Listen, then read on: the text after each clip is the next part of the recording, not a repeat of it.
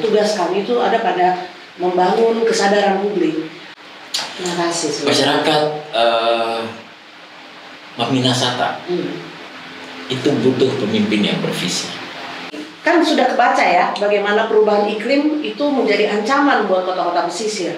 Yeah. Bagian yang harus terjadi di dalam program ini adalah bagaimana pendampingan ini bukan hanya berurusan dengan pemerintah dengan memberikan sumbangan pengetahuan lewat penelitian supaya ada masukan-masukan berupa policy brief, tapi juga partisipasi dari masyarakat.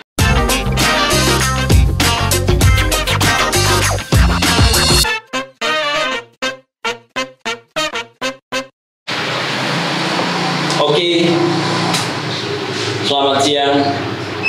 Jumpa kembali dalam podcast Rakyat.News bersama mitra saya Luna Vidya.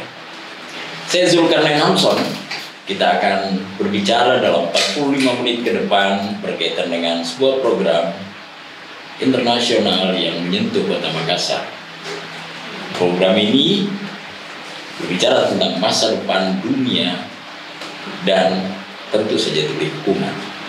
Hari ini kita akan dengarkan penjelasan dari mitra saya, akrab saya panggil dengan Mbak Luna. Oke, silakan Mbak Luna. Oke. Selamat siang semua, salam jumpa, senang sekali bisa ada di sini di podcast Rakyat.News. Oke, terima kasih untuk kesempatan sudah boleh diajak kemari dan berbincang. Ini berarti sekali buat saya. Karena, buat kita semua ya. Ya karena bukan cuma ini jadi kesempatan untuk bercerita tentang apa yang sedang terjadi atau apa yang sedang kami kerjakan untuk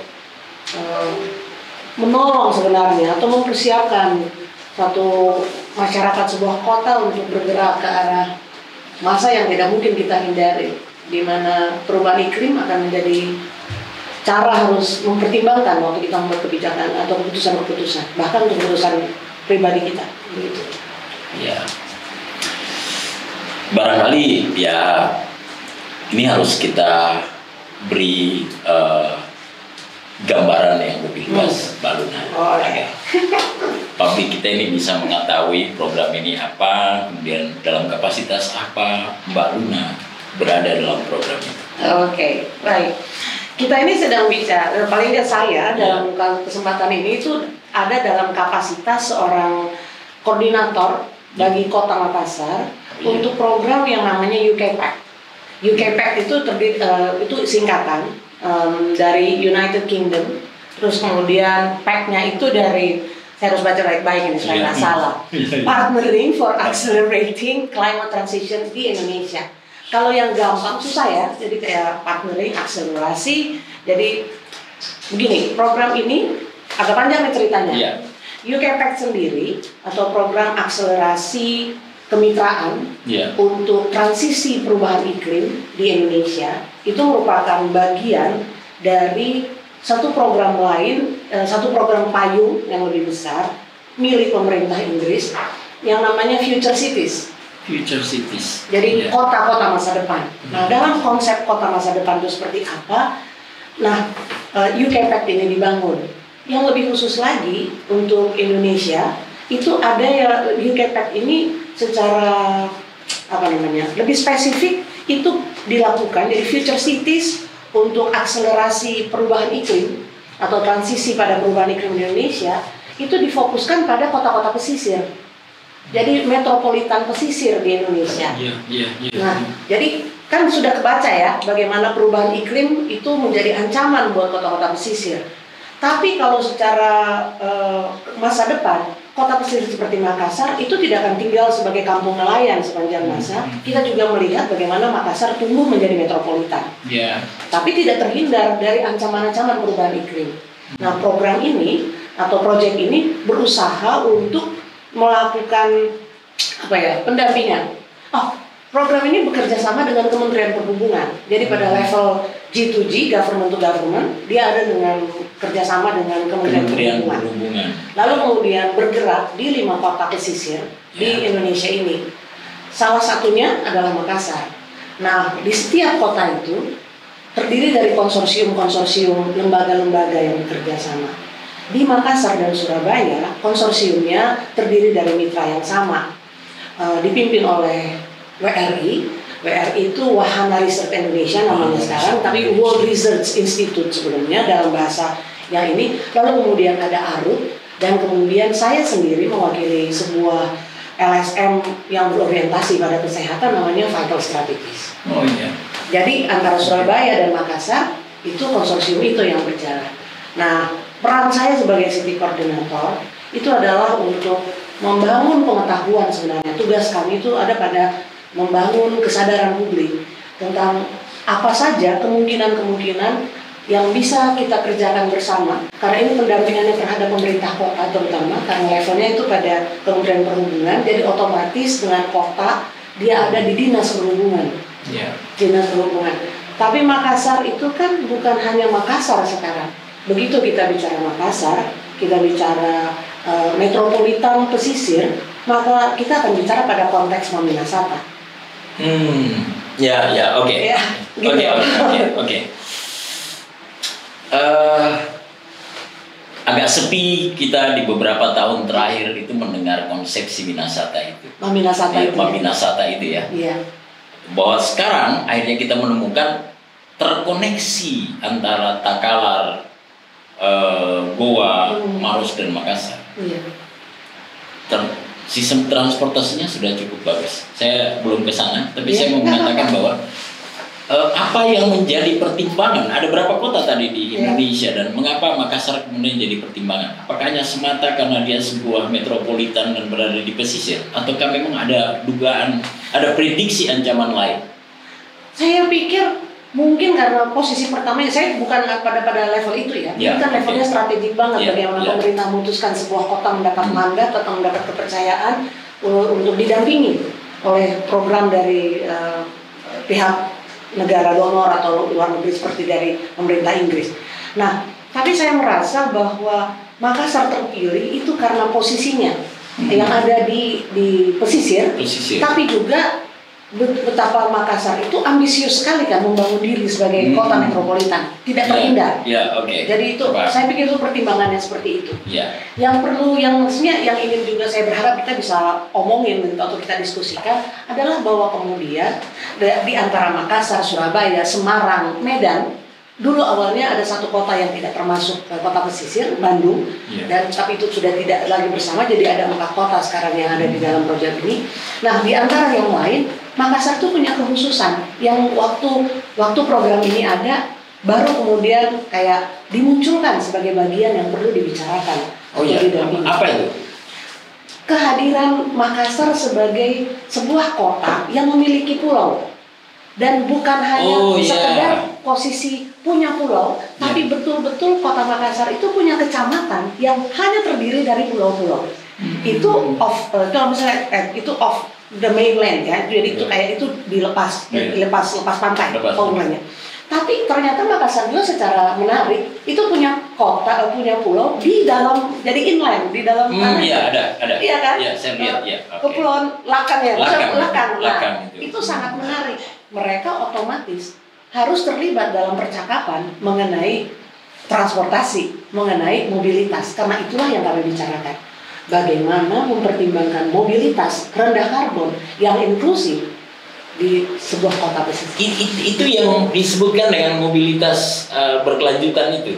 Betul. Jadi program ini akan bicara, maksudnya cita-cita besarnya itu adalah memperkenalkan gagasan bukan hanya kepada pemerintah atau kalau kita pakai pendekatan yang sekarang itu pentahelix, tapi juga pada individu-individu. Bagaimana menempatkan diri dalam gagasan mobilitas berkelanjutan. Multi stakeholder. Iya. Oke. Yang menarik kemudian itu karena kita berbicara tentang pendekatannya pada pendekatan komitmen di sidang ke-17 PBB ya. Bicara tentang pentahelix ya. Saya ada punya penelitian buat tentang pentahelix di kampus. Dan kita berbicara bahwa dunia ini bisa ditangani. Beberapa problem di dunia ketiga, mungkin juga sekarang di barat itu perlu pendekatan pentahelix. Yang saya mau tanyakan, Sudah berapa lama Anda dengan program ini di Makassar? Baik, program ini itu mulai terjadi. Program ini mulai berjalan di bulan Juli tahun 2022. Jadi usianya belum panjang. Iya, baru setahunan. Kami karena jatuh ininya di di 2022, itu berarti tahun 2023 ini baru memasuki tahun keduanya. Tapi ini saya mau bawa Anda ke markasnya media loh. Oh iya, oke. Iya. Kalau kita bicara pentahelix itu penta terakhir. Iya. Media itu penta terakhir. Iya. Tapi kita bisa memulai dari akhir. Of course ya. Saya kira ada problem soal multi stakeholder. Ini soal membangun mindset, membangun pemahaman, wawasan masyarakat penting akan mobilitas yang berkelanjutan itu.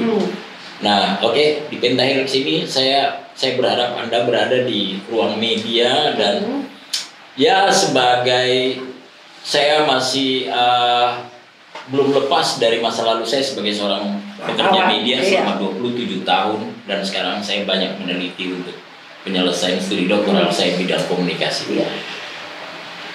Kita butuh sentuhan media yang tepat sekali untuk program Anda ini. Karena ini bukan berbicara soal sistem transportasi saja. Saya kira barangkali di depan mata kita sekarang kendaraan yang non fosil itu sudah mulai bergerak banyak ya.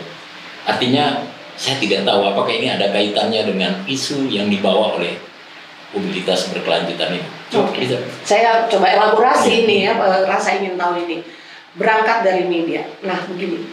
Seperti yang tadi saya sampaikan, Makassar itu kan menariknya karena ada orang-orang pulau, misalnya. Nah, tahun 2015, Kecamatan Sangkarang itu ada resmi sebagai bagian dari Kota Makassar, tapi terdiri dari pulau-pulau. Sehingga, tapi dari sejak saya datang di Makassar tahun 1984, pintu gerbang orang-orang pulau yang lepas pantai ini itu di Kayu Bangkoa itu masih belum berubah kan? Iya. Hingga minggu lalu misalnya itu belum berubah. Nah, media menjadi penting untuk bisa membicarakan hal ini kan, bahwa selama berapa lama saya ada di sini, sekitar 30 tahunan saya tinggal di Kota Makassar, untuk memperhatikan daya atau akses orang-orang pulau saja itu sudah merupakan isu tersendiri dalam konteks ini. Keren sekali ya. Regulasi nih, kebijakan ya. Bukan hanya itu ya. Tapi juga misalnya tentang ancaman-ancaman nyata yang terjadi di pulau-pulau. Abrasi. Makin kecilnya Pulau Baranglongko, makin kecilnya Pulau Badik, itu kan harusnya jadi isu di dalam tempat ini. Tapi siapa yang bisa menyampaikannya? Kepedulian semacam ini kalau tidak bekerja sama dengan teman-teman media kan? Jadi memang, dan juga hal yang paling menarik sebenarnya atau yang menjadi tantangan terbesar bersama-sama, karena kan kami bukan datang untuk kayak jago-jagoan saya ini, bukan seperti itu. Tapi membawa fakta yang kami temukan karena program ini mengadakan survei, mengadakan penelitian, sehingga hasil-hasil penelitian yang akan ada itu hendak dibagi ke publik. Teman-teman media punya akses pada hasil penelitian semacam itu tentu saja untuk bisa membantu menempatkan satu kasus saja orang-orang pulau pada hak mereka untuk mendapatkan akses pada mobilitas yang layak karena posisi mereka adalah posisi orang pulau. Apakah angkutan layanan kesehatan mereka sudah tersedia? Tapi siapa yang mau bicara hal itu? Nah, dalam konteks yang lain tentang mobilitas rendah karbon ini, kita perlu melihat bahwa di Makassar ini kasihan, pergi ke warung saja naik sepeda motor, yang dulunya ditempuh dengan jalan kaki, itu sekarang karena punya motor memilih untuk naik sepeda motor. Itu kan paradigma. Itu paradigma. Jadi ada persoalan untuk mencoba mengguncang paradigma lama.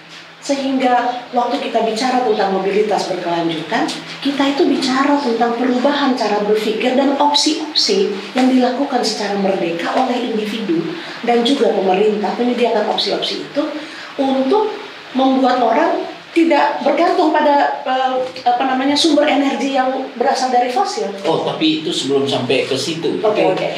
Itu program yang menurut saya wajib kita perbincangkan berkelanjutan ya, bukan pada isunya yang berkelanjutan. Kalau Anda tidak pernah rasakan hidup stres, Anda kayaknya mesti harus rajin-rajin mencoba bawa motor di Makassar. Sorry. Saya menyerah. Tidak. Saya mau mengatakan bahwa ada berani. perilaku transportasi, perilaku jalanan yang menunjukkan sebuah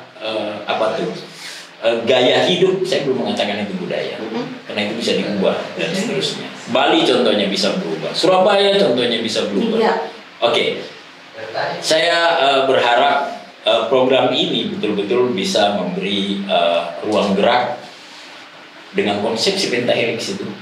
Saya berharap begitu juga. Terutama akademisi, Mbak Luna. Wah. saya berharap barangkali saya setuju. Pada program berikutnya, pada periode, pada kelanjutan, percakapan kita. Mungkin Anda harus bertemu akademisi lagi. Anda bertemu hari ini. Saya rasa menarik ya. Karena penelitian yang dikerjakan. Jadi ada yang namanya UCRA, itu untuk assessment tentang resilience dari community. Nah, itu sedang dilakukan oleh proyek ini. Apa tujuannya? Supaya Makassar itu punya basis data dan basis pengetahuan yang tervalidasi untuk membuat keputusan-keputusan. Saya suka itu. Berdasarkan hasil penelitian. Kebijakan berbasis data ya. Betul. Saya kira barangkali ini problem buat kita ini. Ini yang harus cukup banyak yang harus kita benahi. Banyak ya. Saya merasa penting mengundang Anda di podcast Rakyat.News ini karena saya kira Anda berbicara problematika Sabang sampai Merauke itu panjang. Bukan lewat ya. Ada problem besar kita soal itu, tapi saya lebih percaya bahwa dimulai dengan bagaimana mendorong pemahaman masyarakat. Stakeholder ini mesti memahami peran-peran mereka dan seterusnya. Sehingga regulasi yang dilahirkan pun akhirnya regulasi yang tepat sasaran, berdaya guna, efektif. Ini bukan soal arogansi kalau sudah bikin penelitian, bukan sama sekali. Tapi ini soal bagaimana hasil penelitian ini kemudian bisa dibangun atau diambil sarinya bersama-sama oleh masyarakat untuk menghadirkan sebuah policy brief, acuan untuk membuat kebijakan berdasarkan apa yang dikerjakan oleh program ini. Sehingga ini betul-betul sebuah upaya untuk mendampingi Kota Makassar dan kemudian Mamina Saka karena penelitian yang misalnya contohnya penelitian tentang daya tahan atau ketangguhan masyarakat terhadap perubahan-perubahan itu juga dilakukan di Takalar, juga dilakukan. Jadi mengikuti alur pesisir. Sehingga Maros tidak termasuk dalam penelitian kali ini, tapi Takalar sampai di Galesong, Goa masuk, jadi itu akan jadi bantaran sungai Jeneberang. Itu juga ada kampung-kampung yang diteliti di sana tentang ketahanan mereka terhadap bencana. Nah, masukan atau hasil penelitian ini itu diharapkan akan kemudian menjadi sebuah pengetahuan bersama sebenarnya. Bukan hanya oleh pemerintah. Sekalipun pendampingan ini dikhususkan, diutamakan untuk pemerintah Kota Makassar. Pemerintah tertolong dong ya program ini ya? Pastilah, saya berharap demikian ya. Karena dalam percakapan dengan Kepala Bapeda bulan yang lalu, saya rasa Bapeda apa ini? Makassar. Bapeda Kota Makassar. Respon Kepala Bapeda beliau merespon ini dengan sangat positif. Karena ada sebuah referensi yang baru update mengenai ketangguhan masyarakat, bukan hanya Kota Makassar tapi juga daerah di sekitar Kota Makassar yang seperti kita ketahui mempengaruhi pertumbuhan pembangunan di Kota Makassar kan, terutama soal transportasi. Jadi kalau kita bisa dapat satu gambaran, tidak mungkin kami tidak bisa memberi gambaran yang penuh itu, tapi waktu hasil penelitian ini dibagikan ke publik, kami berharap itu membuat orang punya gagasan tentang ini adalah ancaman yang akan dihadapi oleh Makassar di waktu yang akan datang. Waktu yang akan datang ya. Tapi juga peluang-peluang. Karena salah satu kegiatan kami di program ini adalah juga untuk menawarkan desain-desain yang desain-desain perkotaan, jadi urban planning dengan desainnya, sehingga kota ini punya opsi-opsi yang lain, opsi-opsi baru, bagaimana membangun transportasinya, bagaimana membuat mobilitas itu menjadi lebih aman, lebih sehat, yang kayak begitu. Oke. Saya agak lebih tertarik pada pendekatan pentahelix ya, karena itu kelihatan kita lebih tepat sasaran dalam mengejar target mitra itu. Oke, media sudah, akademisi sudah, ya mungkin ada saya tidak tahu apa mungkin akan ada kegiatan dengan para akademisi, guru dan dosen seterusnya, karena mereka lah orang-orang yang bekerja di ranah data itu ya. Tapi ada community loh. Ada community. Ya, komuniti pencinta tanaman hias diantaranya. Tapi kan sama banyaknya dengan pencinta motor modifikasi dan seterusnya. Iya. Bagaimana? Ada pencinta, ada komuniti sepeda loh sekarang. Ada komuniti yang memang setiap pekan mereka cuma jalan kaki dan seterusnya. Saya setuju. Saya kira barangkali ini berarti bagian dari program yang Anda akan sasar ya. Betul. Terima kasih untuk menyebutkannya ya, karena mengadres ini. Bagian yang harus terjadi di dalam program ini adalah bagaimana pendampingan ini bukan hanya berurusan dengan pemerintah dengan memberikan sumbangan pengetahuan lewat penelitian supaya ada masukan-masukan berupa policy brief, tapi juga partisipasi dari masyarakat. Dalam hal ini komunitas. Saya suka sekali karena menyebut tentang teman-teman yang tanpa, maksudnya secara terpisah. Sekarang kita melihatnya sebagai kayak ada mosaik begitu, ada kayak apa sih, puzzle. Puzzle-nya masih berjalan sendiri. Tapi dalam konsep mobilitas berkelanjutan, kota yang metropolitan, yang sehat, yang aman, yang inklusif, maka misalnya saya sebutkan saja komunitas kayak teman jalan yang setiap minggu melakukan aktivitas, itu merupakan kekuatan untuk melihat kota ini dengan cara yang lain. Karena kalau saya melihat kota Makassar, saya memang sudah 30-an tahun tinggal di sini. Tapi kan sejarah kota ini melampaui 30 tahun saya. Sehingga setiap kali berbenturan dengan opsi-opsi di kota Makassar, maka yang terjadi itu adalah seandainya ini kota kayak dulu memanggil memori lama ya. Iya. Tapi hati-hati loh, komunitas pejalan kaki sepeda itu bisa disambar motor itu. Itu juga. Itu persoalan itu. Belum pedestrian kita juga. Betul. Saya dapat pedestrian yang saya pikir barangkali memang didesain untuk orang bisa jumping gitu ya. Jangan begitu. Nah, maksud saya ini problem kita berbicara tentang bagaimana berkelanjutan itu bukan untuk hari ini. Saya setuju. Boleh saya cerita sesuatu? Tapi teknik pemerintah loh yang mesti kita. Oke, silakan. Saya baru datang dari sebuah kota besar. Yang pedestriannya dan caranya merawat atau membangun kota itu menunjukkan kenapa kita perlu belajar gitu ya. Saya ikuti itu foto-foto di Facebook. Anda cukup lama di Amerika ya. Oke, keren gitu ya. Oke. Tapi saya cuma mau bilang begini, di tempat dimana saya pergi itu orang lebih memilih berjalan kaki.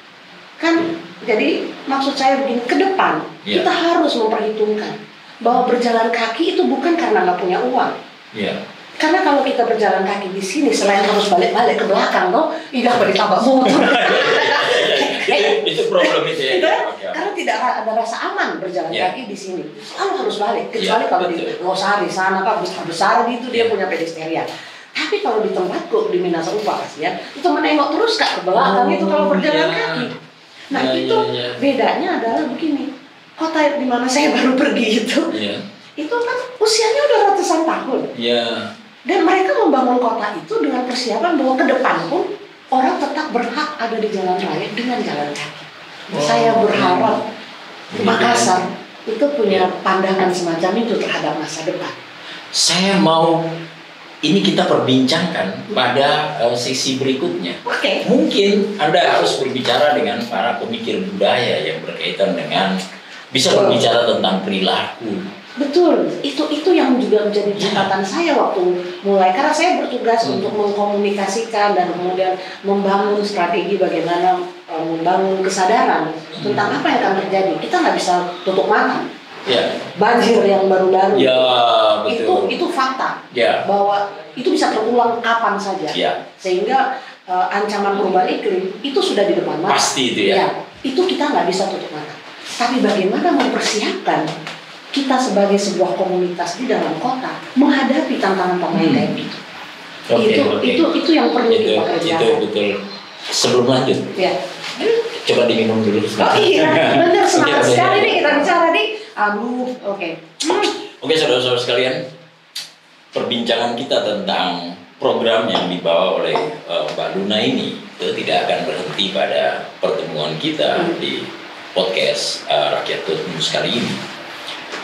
Saya telah meminta kesediaan Mbak Luna akan ikut pada rencana kami sebagai supporting kami. Kami tidak bisa memberi apa-apa. Kami beri Anda ruang untuk media dengan 7 fungsinya itu bisa membantu Anda atau membantu UK PEC ini mencapai targetnya. Terima kasih. Masyarakat Minasata itu butuh pemimpin yang bervisi, tetapi juga membutuhkan orang-orang yang terus memberikan mereka visi-visi pembangunan masa depan yang baik. Saya kira barangkali itu. Saya setuju. Saya sungguh-sungguh berharap bahwa percakapan ini juga tidak selesai di sini, karena ada begitu banyak hal. Tapi semangat saya hari ini adalah begini. Di Makassar ini ada sesuatu yang sedang mau dibangun, yaitu kesadaran bersama bahwa Makassar ini berhak untuk dihidupi dengan aman sehat sebagai sebuah kota metropolitan. Keren. Aman sehat ya. Iya, sehat, aman, dan tangguh masyarakatnya untuk menghadapi perubahan iklim. Itu yang sedang dibangun. Dan itu yang membuat saya sangat menghargai upaya komunitas yang kelihatannya seperti puzzle yang lepas saja. Tapi di satu titik saya berharap sama seperti dengan media, kita akan bertemu bersama-sama dengan harapan itu, bahwa harus ada pendekatan multi stakeholder terhadap isu yang kita nggak bisa tutup mata dan bilang, ayo nggak ada gitu, enggak. Ada penta yang belum kita sebut. Apa itu? Jadi sebetulnya saya agak segan membicarakan ini, tetapi itu sebuah realitas. Ada seorang mahasiswa semester pertama menulis tentang bagaimana kerusakan terumbu karang. Setelah para pengusaha mengeruk pasir laut di kawasan pulau di sekitar Makassar dan Goa Takalar itu, apa yang saya mau sampaikan dari itu? Ada orang yang kehilangan mata pencaharian, ada ekonomi yang terguncang, ada problem lingkungan yang mungkin membutuhkan 50-80 tahun kemudian untuk mengembalikan kerusakan-kerusakan itu. Kita bicara lingkungan. Pengusaha di dalamnya, satu penta dari penta yang kita perbincangkan. Saya kira barangkali ini juga harus kita elaborasi lebih jauh ya. Kita akan dalam diskusi berikutnya. Tapi boleh nggak saya kasih paling nggak harapan saya yang memungkinkan yang terjadi bisa itu adalah menemukan alternatif pembiayaan bagi sebuah pembangunan, karena pembangunan dengan orientasi low carbon, rendah karbon terkait mobilitas itu kan bicara infrastruktur, itu akan mahal. Waktu saya balik lagi contohnya, waktu saya pergi ke kota besar itu, saya pergi ke sana, ada bagian-bagian dari kota. Dia di mana? Di provinsi mana? Di mana itu? Di New York. Di New York. Di New York itu ada Central Park. Di Central Park itu sarana yang digunakan oleh masyarakat yang datang ke sana itu disediakan oleh individu atau oleh company. Jadi misalnya kayak bangku di taman, itu dibayar atau dibiayai oleh nama orang.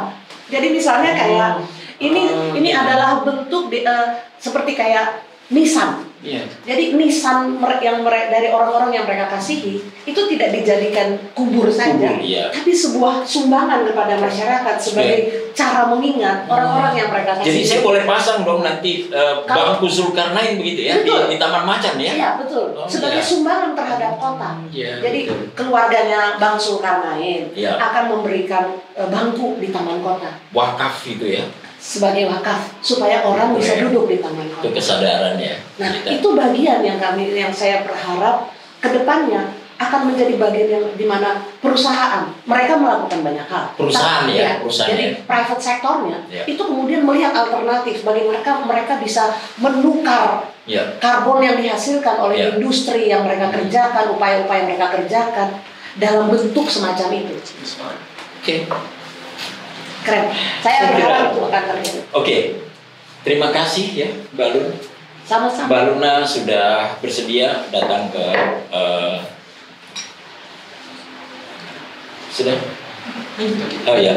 sudah bersedia ke satu komponen dari komponen Penta Helix itu, yaitu media.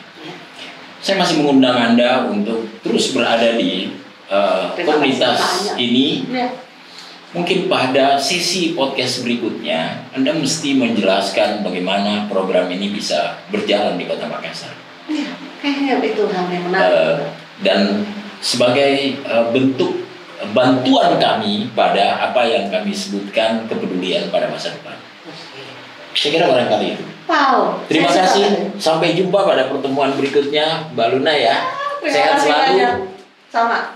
Sehat selalu. Teman-teman. Terima kasih. Yang setelah mengikuti podcast kita pada hari ini, untuk Indonesia yang lebih baik, mari kita berkontribusi. Sampai jumpa. Wabillahi taufiq wal hidayah. Assalamualaikum warahmatullahi wabarakatuh. Salam sejahtera untuk kita semua.